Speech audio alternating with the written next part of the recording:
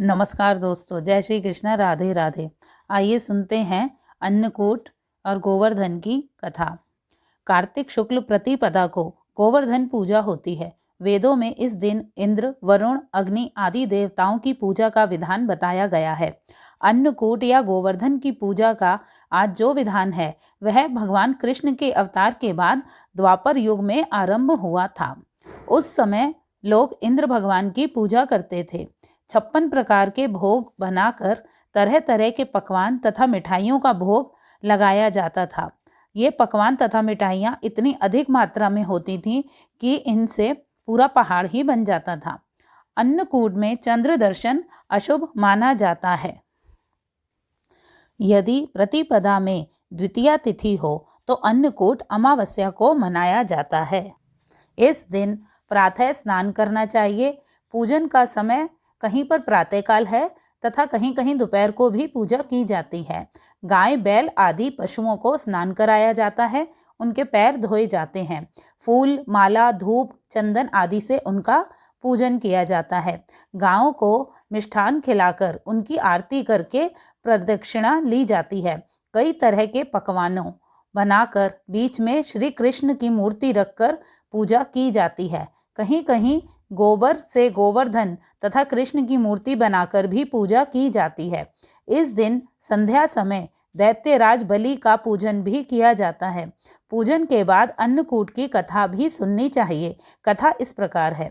एक बार महर्षि ने ऋषियों से कहा कि कार्तिक शुक्ल प्रतिपदा को गोवर्धन व अन्नकूट की पूजा करनी चाहिए। ऋषियों ने महर्षि से पूछा, अन्नकूट क्या है, गोवर्धन कौन है, इनकी पूजा क्यों तथा कैसे करनी चाहिए तथा इसका क्या फल प्राप्त होता है, इन सब का विधान विस्तार से बताएं। महर्षि बोले, एक समय की बात है, भगवान श्री कृष्ण अपने सखाओं, गोप ग्वालों के साथ गायें चराते हुए गोवर्धन पर्वत की तराई में जा पहुँचे।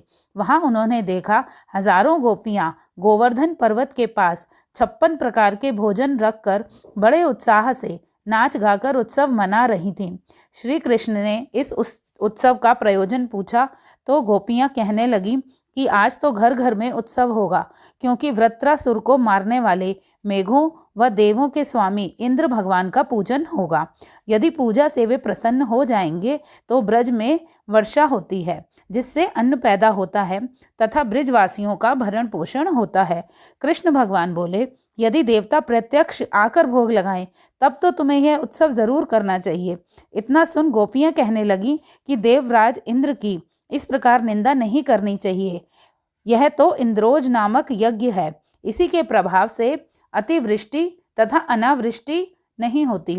कृष्ण बोले, इंद्र में क्या शक्ति है, उससे अधिक शक्तिशाली तो हमारा गोवर्धन पर्वत है, इसी के कारण वर्षा होती है। हमें इंद्र से भी बलवान गोवर्धन की ही पूजा करनी चाहिए। काफी वाद विवाद के बाद श्री कृष्ण की बात मानी गई तथा ब्रिज में इंद्र की पूजा के स्थान पर गोवर्धन की पूजा शुरू की गई।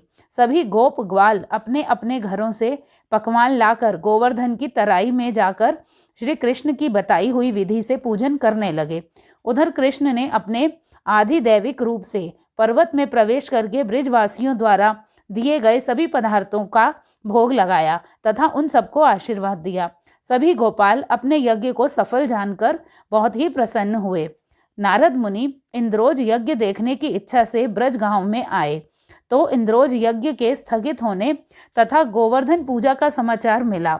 इतना सुनते ही नारद जी इंद्रलोक पहुंचे तथा उदास होकर बोले, गोकुल के निवासी गोपों ने इंद्रोज बंद करके आपसे भी बलवान गोवर्धन भगवान की पूजा शुरू कर दी है।